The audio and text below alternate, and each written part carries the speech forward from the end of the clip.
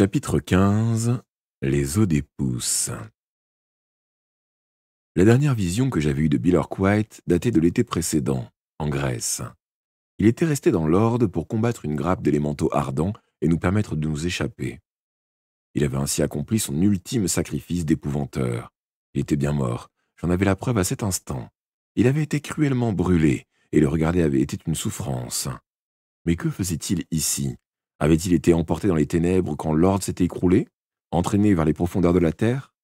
Était-il dans les limbes, cette frontière entre la vie et la mort, où les esprits traumatisés errent parfois, pendant des années, avant de trouver le passage vers la lumière? Je crus d'abord que le fantôme me regardait. Non, son œil unique était posé sur les chiens, et bien que la salle fût en train de se vider, dans les cris de panique et la bousculade, les trois bêtes remuaient la queue, toutes heureuses à la vue, aussi horrible fût-elle, de leur ancien maître. Le chaman quitta lentement son siège et fit un pas vers nous, médusé. L'apparition étendit alors son bras droit, me montrant du doigt. La voix de Billerquite, emplie de l'assurance de qui a pouvoir de commander, résonna entre les murs de la salle. « Ce garçon est votre ami, pas votre ennemi, » dit-il au chien. Le bras spectral pivota alors pour désigner le chaman. « Cet homme-là, là-bas, voilà votre véritable ennemi, tuez-le » D'un seul élan, les bêtes bondirent sur le chaman, mâchoire ouverte. Il leva les mains devant lui en un geste de défense, un cri d'effroi muet à la bouche. Son pouvoir n'agissait plus. Les trois chiens le jetèrent au sol et commencèrent à déchirer sa chair à grands coups de dents. Il hurla, et ce long cri monta du fond de ses entrailles, domina les grognements furieux de ses assaillants. Une nausée me tordit l'estomac. Tandis que le fantôme de Billerquite s'effaçait lentement, les torches s'éteignirent, nous plongeons dans une obscurité totale. Les chiens avaient achevé leur tâche macabre, et hormis leur halètement, plus rien ne troublait le silence. Je tombai à genoux, vidé, tremblant. Un bruit s'éleva alors, venu du tunnel. Quelqu'un approchait. Le Bugan? Je me relevai en chancelant, mais ce fut Lizzie l'osseuse qui apparut, sa chandelle à la main. Derrière elle venait Alice. « Voici une bonne chose de faite, petit, » lança la sorcière rayonnante. « Il n'était pas aussi puissant qu'il le croyait, hein? Il n'a même pas osé m'affronter. Eh bien, il ne faut rien gaspiller, comme disait souvent la vieille mère Malkine. » Sur ces mots, Lizzie posa la chandelle. Elle pointa le doigt vers les deux torches les plus proches qui se rallumèrent. Puis, elle tira un couteau de sa poche et s'empara de la main du chaman. Alice lâcha une exclamation, et nous détournâmes tous les deux des yeux pour ne pas voir Lizzie trancher les pouces de son ennemi.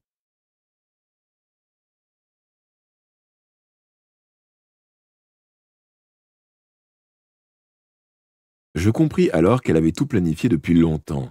Elle n'avait jamais eu l'intention de s'en aller. Le chaman n'avait à aucun moment soupçonné qu'elle allait attaquer au lieu de reculer, et elle avait utilisé le fantôme de Billerquite pour atteindre son but, ce qui signifiait que l'esprit de l'ancien épouvanteur lui était soumis. Ne maniait-elle pas la magie des ossements? La nécromancie, cette science occulte qui permet d'évoquer les morts, était l'une de ses armes les plus noires. Accroupie près du cadavre du chaman, Lizzie offrit une cible parfaite pour une chaîne d'argent. Or, quand je voulus la tirer de ma poche, mes doigts refusèrent de m'obéir. Mes mains se raidirent et tremblèrent sous l'effort. Impossible d'atteindre la chaîne. Lizzie me tenait encore sous son influence. Elle leva les yeux vers nous, serrant entre ses doigts les os ensanglantés, une expression extatique sur le visage. « Oh, je les sens bien, ceux-là » lança-t-elle en rangeant ses trophées dans sa poche avec son couteau. « Ils sont chargés de pouvoir !» Elle sauta sur ses pieds. « Allons visiter les étages et voir ce qu'il y a à voir, mais d'abord bouclons les cébètes. » Elle frappa 3 fois dans ses mains, comme le chaman l'avait fait. Griffes, sang et os sortirent de l'ombre et trottèrent docilement vers leur cage. « Ferme les portes, petit !» Donc elle contrôlait les chiens. Mais avait-elle autant d'ascendant sur eux que le chaman? En mourant, lui avait-il transmis ses dons? Comme dans un rêve incapable de la moindre résistance, j'avançai vers les cages et refermai les portes. Les loquets de métal claquèrent. Alors que je me tenais devant la cage de la griffe, elle gémit doucement et tenta de me lécher la main à travers les barreaux. J'eus un sursaut d'espoir. Devais-je cela à Billerquite? Bien que forcé par Lizzie d'ordonner la curée contre le chaman, Le fantôme m'avait d'abord désigné en disant « Ce garçon est votre ami, pas votre ennemi ». Avec ces mots, peut-être m'avait-il rendu les bêtes. Peut-être avait-il fait de son mieux pour me venir en aide. Alice et moi suivîmes Lizzie l'osseuse le long des corridors humides. Alors que nous nous engagions dans l'escalier de pierre, je sentis les impulsions de peur que la sorcière projetait devant elle pour empêcher quiconque de se mettre en travers de notre chemin. 3 étages plus haut, nous pénétrâmes dans la salle d'armes que j'avais traversée quand on me menait vers les cachots.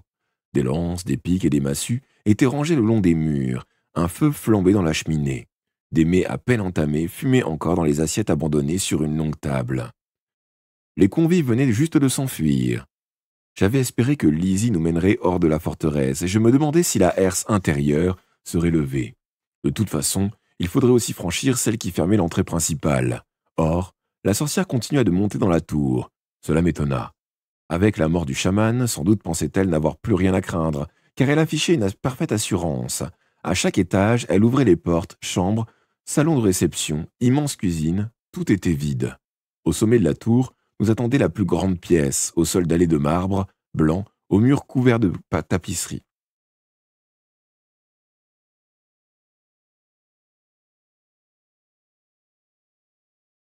Un étroit tapis rouge traversait toute la longueur de la salle, jusqu'à une estrade, haute de 7 marches, où se dressait un trône sculpté dans le jade. C'était donc ici que le chaman donnait audience et rendait justice. L'endroit était impressionnant, digne d'un roi. Lizzie fixa un moment le trône depuis le seuil avant de se diriger vers l'unique fenêtre. Dans un renfoncement du mur, il y avait en dessous une banquette de pierre sur laquelle elle s'assit. Elle regarda autour, sans un mot, longtemps. Alice et moi la rejoignîmes pour voir ce qui captait son attention. Tout en bas, les derniers fuyards quittaient la forteresse. La herse extérieure était levée, et de l'autre côté du pont qui franchissait les douves, des groupes de hallebardiers surveillaient la tour. Parmi eux, je reconnus Stanton, leur commandant, une épée au côté. On n'avait aucune chance de s'échapper de par là. Lizzie se détourna de la fenêtre avec un léger sourire. Elle se leva et parcourut lentement le tapis rouge qui menait au siège vert. À chaque pas, ses souliers pointus laissaient de profondes traces boueuses dans l'épaisseur de la laine. Elle gravit les 7 marches, puis, d'un mouvement résolu, elle s'assit sur le trône et nous fit signe d'approcher. Nous avançâmes jusqu'au bas de l'estrade. « Je pourrais gouverner cette île, déclara-t-elle. Je pourrais en être la reine. »« Toi, une reine ?» ricana Alice. « Tu n'as rien de royal, on dirait que tu t'es roulé dans le fumier. » L'image était juste. La boue raidissait les vêtements de la sorcière, séchée en croûte dans ses cheveux. Elle se dressa, les sourcils froncés, une flamme de colère dans les yeux. Alice recula. Mais Lizzie s'adoucit. « Nous verrons, ma fille, nous verrons ce que l'avenir nous réserve. » Désignant une ouverture derrière le trône, elle ajouta. « Nous n'avons pas encore tout visité. » Le seuil franchi, nous découvrîmes que nous n'étions pas encore au sommet de la tour. Une autre volée de marche menait à un palier circulaire où s'ouvraient 8 portes. Nous les poussâmes l'une après l'autre. Comme dans la salle du trône, chaque pièce était éclairée par une grande fenêtre encadrée de rideaux, avec une banquette en dessous. Dans la première, au sol carrelé, il y avait un vaste baquet de bois destiné au bain. Cette découverte tira un sourire à la sorcière. Les 5 suivantes étaient des chambres à coucher ornées de miroirs et de riches tapisseries. La 5e était le bureau du chaman. Ses livres garnissaient 3 bibliothèques, des grimoires pour la plupart. Un grand recueil d'écritures était ouvert sur une table près d'un crâne humain. Des fioles et des flacons s'alignaient sur des étagères. Dans un coin trônait une grosse malle. Lizzie voulut en soulever le couvercle, mais elle était cadenassée. « Je saurais où l'ouvrir, mais ça prendrait du temps et ça gaspillerait de l'énergie. Et pourquoi faire soi-même ce que l'on peut faire par un autre? Approche, petit, c'est le moment d'utiliser ta clé. » Comment Lizzie connaissait-elle l'existence de cette clé? Je me demandais encore une fois si elle lisait dans mon esprit. Je fis non de la tête, la malle ayant appartenu à un chaman, ce qu'elle contenait risquait d'augmenter les pouvoirs de la sorcière. « Tu refuses, hein? Je vais te montrer ce qu'il en coûte de me désobéir. » Une ombre passa sur son visage tandis qu'elle marmonnait une formule. Aussitôt un froid mortel envahit la pièce, et l'angoisse me serra la poitrine. Des formes menaçantes s'agitèrent dans les coins sombres. J'agrippai fermement mon bâton, l'œil en alerte. Lorsque je fixais les créatures, elles disparaissaient. Dès que mon regard se détournait, elles grandissaient et se rapprochaient. « Qu'est-ce qu'elle te demande, Tom, s'il te plaît ?» supplia Alice. Je cédai donc et tirai la clé de ma poche. Je devrais affronter Lizzie tôt ou tard. mais mieux valait l'attaquer par surprise. J'espérais seulement que le contenu de la malle ne serait d'aucune utilité à une sorcière pratiquant la magie des ossements. Une fois encore, cette clé très spéciale prouva son efficacité. Je soulevai le couvercle, la malle était pleine de sacs gonflés de pièces d'or et d'argent. Je crus que Lizzie allait être déçue. Or, elle sourit. Oh, une chose utile que l'argent. Je saurais en faire bon usage. Referme ça, petit, qu'aucune main fouineuse ne se pose là-dessus. Elle balaya la pièce du regard, examinant les fioles et les flacons avant de s'intéresser au livre ouvert. Je vais m'installer ici un moment, marmonna-t-elle. Voyons ce qu'il a noté, qui sait, je trouverai peut-être du nouveau. Combien de temps la sorcière comptait-elle rester? Parlait-elle sérieusement quand elle envisageait de gouverner l'île? Dans ce cas, comment allait-elle s'y prendre alors que les troupes étaient massées à l'extérieur du fort? Elle avait eu la frousse de leur vie, mais elle reprendrait vite courage. Elle reviendrait bientôt en force et la capturerait de nouveau. Alice et moi serions alors considérés comme ses complices. La 8e porte menait à une vaste garde-robe abritant des vêtements richement ornés de véritables habits de cour. Il avait dû appartenir à la défunte épouse du Lord Barul. « Ils ont l'air à ma taille, » minonna Lizzie. « Savez-vous à quoi vous allez vous occuper, vous deux ?» Nous restâmes muets. « Vous allez descendre aux cuisines et mettre de l'eau à chauffer. Préparez-moi un bain. Je vous accorde une demi-heure. Filez !»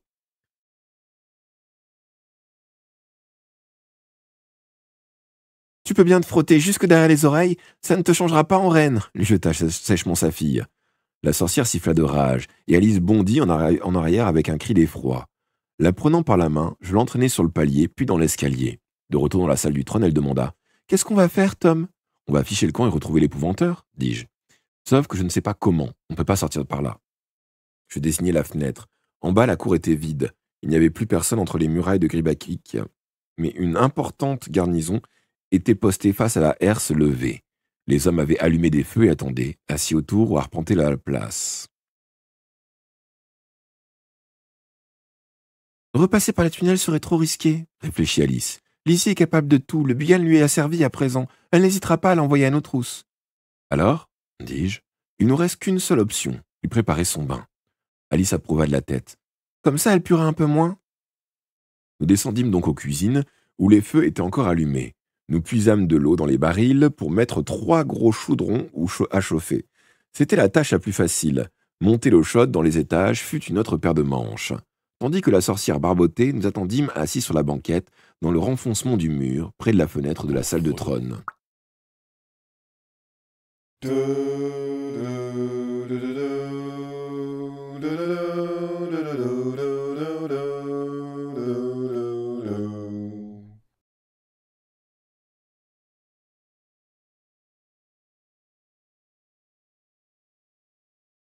Tandis que la sorcière barbotée, nous attendîmes assis sur la banquette dans le renfoncement du mur, près de la fenêtre de la salle du trône. Par-delà, les douves, rien n'avait changé, sinon que des tourne-broches avaient été dressés au-dessus des feux. Dans leur campement, les hallebardiers s'apprêtaient à souper. Ils ne représentaient aucun danger dans l'immédiat. « Alice ?» demandai-je. « Qu'est-ce qui donne soudain à Lizzie autant d'énergie?